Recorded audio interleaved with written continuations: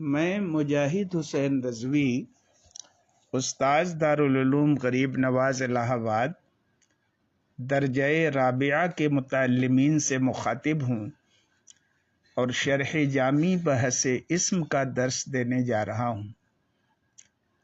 کلمہ کی تعریف چل رہی ہے۔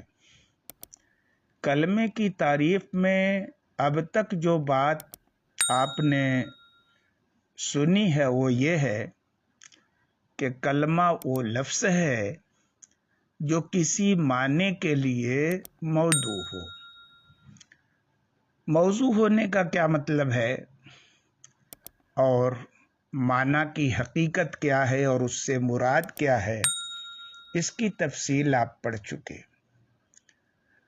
اب یہاں پر شارح نے ایک اعتراض کیا ہے اور اس اعتراض کا جواب بھی دیا ہے۔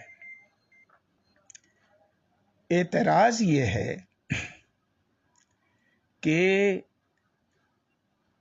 بعض الفاظ کی وضع بعض دوسرے الفاظ کے مقابلے میں ہوئی ہے، تو ایسی صورت میں ان الفاظ پر یہ کیسے صادق آئے گا کہ وہ معنی کے لیے موضوع ہیں؟ وہ معنی کے لیے تو موضوع نہیں ہے، لفظ کے لیے موضوع ہیں، اور جب وہ الفاظ دوسرے الفاظ کے لیے موضوع ہوئے، معنی کے لیے موضوع نہیں ہوئے، تو کلمے کی تعریف اس پر صادق نہیں آئی اور وہ کلمہ نہیں رہے، حالانکہ وہ بالاتفاق کلمہ ہے۔ مثلا آپ دیکھیں کہ فعل ہے، اس کی وضع کاہے کے لیے ہوئی ہے؟ ضربہ، نصر، کروما کے لیے، یہ سب الفاظ ہیں۔ اسم کی وضع کس کے لیے ہوئی ہے؟ زید، عمر، بکر، خالد کے لیے، یہ سب الفاظ ہیں۔ حرف کی وضع کس کے لیے ہوئی ہے؟ من، الا، با، حتی کے لیے، یہ سب کیا ہے؟ الفاظ ہیں۔ تو یہ ان مقامات پہ الفاظ کی وضع خود الفاظ کے لیے ہوئی ہے، معنی کے لیے نہیں ہوئی ہے، تو کلمے کی تعریف ان پر صادق نہیں آئے گی اور یہ کلمہ نہیں رہیں گے۔ اس کا جو جواب شارح نے دیا ہے وہ یہ ہے کہ المعنی ما یتعلق بہ القصد، کہ معنی اسے کہتے ہیں جس سے قصد متعلق ہو، یعنی ایک متکلم لفظ بول کر جس چیز کا قصد کرے وہی چیز معنی کہلاتی ہے۔ اب متکلم کبھی لفظ کا بھی قصد کر سکتا ہے اور غیر لفظ کا بھی قصد کر سکتا ہے۔ اگر لفظ کا قصد کرے تو لفظ ہی معنی ہوگا اور غیر لفظ کا قصد کرے تو غیر لفظ معنی ہوگا۔ تو اب ایسی صورت میں جو الفاظ دیگر الفاظ کے مقابلے میں موضوع ہیں، ان پر چونکہ مقصود یعنی معنی کا صدق ہو رہا ہے، اس لیے وہ کلمے کی تعریف میں داخل رہیں گے، خارج نہیں ہوں گے۔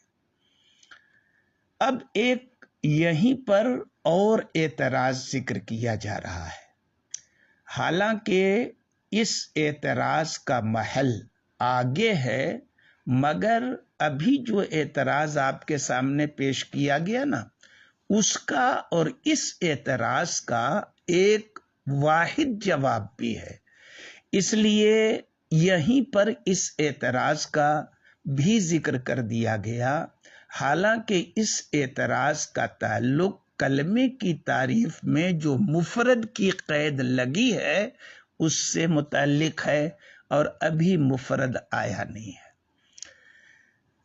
معترض کا جو اعتراض شارح نے نقل کیا ہے، کہتے ہیں فَإِن قُلْتَ قَدْ أُودِعَ بَعْضُ الْكَلِمَاتِ الْمُفْرَدَةِ بِإِزَاءِ الْأَلْفَاظِ الْمُرَكَّبَةِ، اگر آپ اعتراض کریں کہ بعض مفرد کلمات کی وضع مرکب الفاظ کے مقابلے میں ہوئی ہے، جیسے کہ لفظ جملہ ہے اور خبر ہے۔ لفظ جملہ ضرب زید، زید قائم۔ خبر کون ہے؟ جس سے، خبر کسے کہتے ہیں؟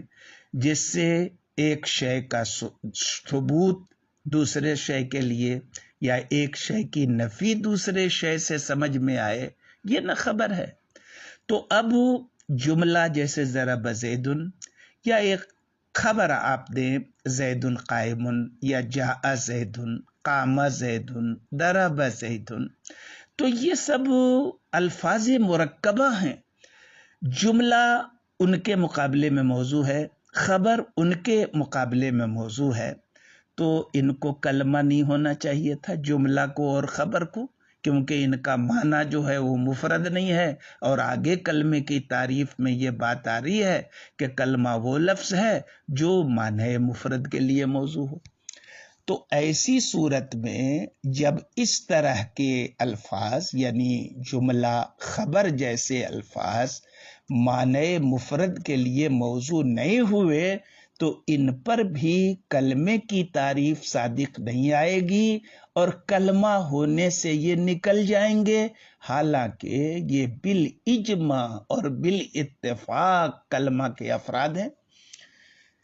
اب اس کا جو جواب دیا ہے انہوں نے کہ دیکھیے کلمے کی تعریف میں جو مفرد کی قید لگی ہے وہ عام ہے اس سے کہ بذات خود وہ معنی مفرد ہو یا ان الفاظ کی طرف نظر کرتے ہوئے مفرد ہو جن کے مقابلے میں یہ معنی موضوع ہے۔ تو کیا کہتے ہیں کہ قلنا، ہم جواب دیں گے کہ یہ الفاظ اگرچہ اپنے معنی کی طرف قیاس کرتے ہوئے مرکب ہیں، کہ جملہ کا معنی کیا ہوا بھائی؟ زید قائم ضرب زید، لیکن قیاس کرتے ہوئے ان الفاظ کی طرف جو ان مرکب معانی کے لیے موضوع ہیں وہ مفرد ہیں۔ تو ایک جہت سے مفرد ہو گئے تو کلمے کا ہر جہت سے مفرد ہونا ضروری نہیں ہے، ایک جہت سے بھی مفرد ہو جائے تو کلمے کی تعریف اس پر صادق آئے گی اور وہ کلمہ رہے گا۔ بات ختم ہو گئی۔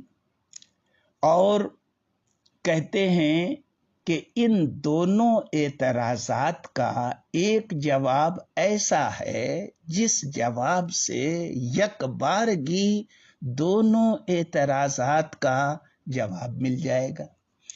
کہتے ہیں وَقَدْ أُجِيبَ عَنِ الْإِشْكَالَيْنِ، اور کبھی کبھی دونوں اعتراضات کا یوں جواب دیا گیا ہے۔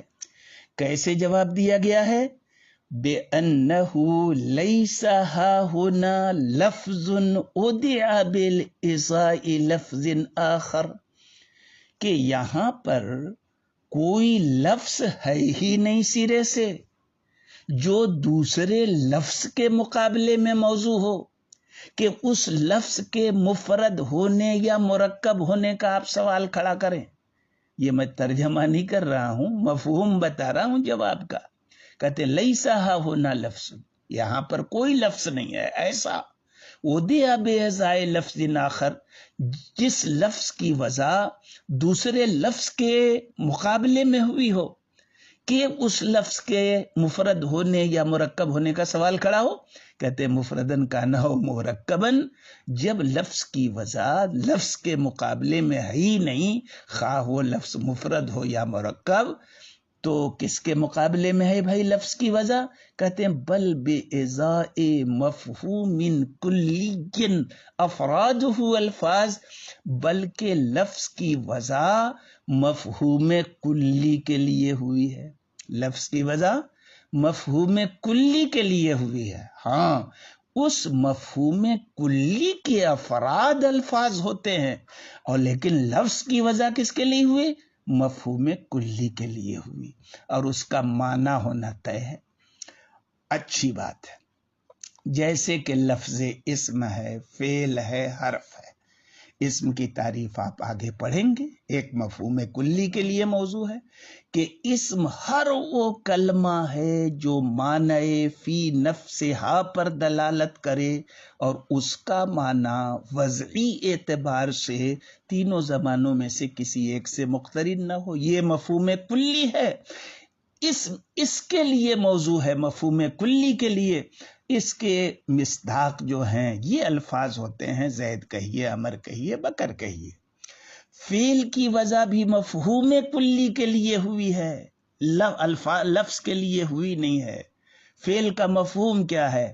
فعل وہ کلمہ ہے جو معنی فی نفسہا پر دلالت کرے اور اس کا معنی وضعی اعتبار سے تینوں زمانوں میں سے کسی ایک سے مقترن ہو۔ اب اس کے افراد الفاظ بنتے ہیں، ضربہ ہے، نصرہ ہے، کروما ہے، یہ الفاظ اس کے افراد بنیں گے، لیکن فعل کا جو جس معنی کے لیے موضوع ہے وہ کیا ہے؟ مفہوم کلی ہے۔ اسی طرح سے حرف مفہوم کلی کے لیے موضوع ہے۔ حرف وہ کلمہ ہے جو معنی غیر مستقل کے لیے موضوع ہو، اور اس کا جب غیر مستقل کے لیے موضوع ہوگا تو زمانے سے اقتران عدم اقتران کا کوئی سوال بھی نہیں پیدا ہوتا۔ اچھی بات ہے۔ تو کہتے ہیں کہ جیسے لفظ اسم ہے، فعل ہے، حرف ہے، خبر ہے، یہ جملہ ہے۔ خبر کس کو کہتے ہیں؟ ثبوت شے شے جس میں ہو، نفی شے ان شے جس میں ہو۔ جملہ وغیرہ کلام کہہ لیجئے، جملہ ہے، کلام ہے، اس میں تھوڑا فرق ہے، آگے آپ پڑھیں گے۔ کلام کس کو کہتے ہیں؟ ما تضمن کلمتین بالاسناد، یہ مفہوم کلی ہے۔ اب اس کے افراد جو ہیں، زید قائم کہہ لیجئے، ضرب زید کہہ لیجئے، جاء زید کہہ لیجئے، جو چاہیے کہیے۔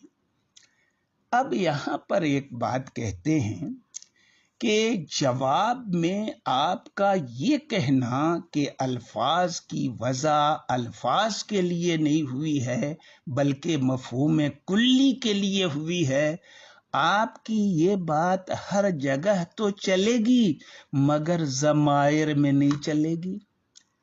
ان ضمائر میں جو مخصوص الفاظ کی طرف لوٹتے ہیں، چاہے وہ مفرد ہو یا مرکب، کیونکہ ان کا مفہوم کلی نہیں ہوتا، جزئی ہوتا ہے۔ مثلا زید ضرب میں آپ نے ہوا کی ضمیر نکالی، ہوا ایک لفظ ہے، اس کی وضع کس کے لیے ہوئی ہے؟ غائب مذکر واحد کے لیے، زید اس کا مرجع ہے۔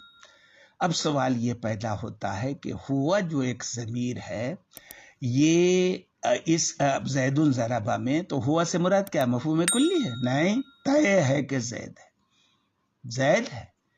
کیوں زید ہے؟ کہ بھلے اس کی وضع عام ہے کہ جو بھی غائب ہوگا اور مذکر ہوگا، واحد ہوگا، ہوا کی وضع اس کے لیے ہے، لیکن جہاں پر ہوا آئے گا اس کا جو معنی اور مصداق ہوگا وہ جزئی ہوگا۔ زید ضربہ میں زید کے سوا ہوا سے اور کوئی دوسرا مذکر واحد غائب مراد نہیں لے سکتے۔ تو وضع اس میں اگرچہ عام ہے لیکن موضوع لہو خاص ہے، تو اب یہاں پر مفہوم کلی ہوا ہی نہیں جو حقیقتاً موضوع لہو ہو۔ یہاں پر شارح نے اعتراض تو کر دیا ہے لیکن اس کا جواب ذکر نہیں کیا۔ پہلا اعتراض تو کیا، جواب بھی دیا، لیکن یہ دوسرا اعتراض جو کیا، اعتراض کر کے چھوڑ دیا، اس کا جواب نہیں دیا۔ شارحین نے، شرح جامی نے، بعض شارحین نے اس کا جواب یہ دیا ہے کہ دیکھیے، ضمائر کے سلسلے میں نحویوں کا دو مذہب ہے، نمبر ایک متقدمین کا اور نمبر دو متأخرین کا۔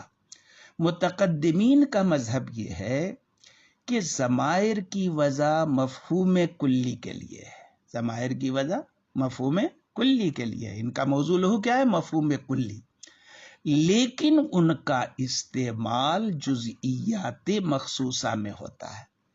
مثلا ہم نے زید ضربہ میں ہوا جو ضمیر ہے، ہم کہتے ہیں اس کی وضع مفہوم کلی کے لیے، ہر مذکر واحد غائب کے لیے ہے، لیکن استعمال جب ہوا زید ضربہ میں تو طے ہے کہ ہوا کا مفہوم زید ہے۔ تو یہ مسلک ہے ضمائر کے سلسلے میں متقدمین نحات کا، لیکن متاخرین نحات کا مذہب یہ ہے کہ ضمائر کی وضع جزئیات کے لیے ہے۔ تو ظاہر ہے اس مذہب کے مطابق وہ جواب نہیں بنے گا کہ لفظ کی وضع ہر جگہ مفہوم کلی کے لیے ہوتی ہے، کیونکہ متاخرین صاف صاف کہتے ہیں کہ ضمائر کی وضع جزئیات کے لیے ہوئی ہے۔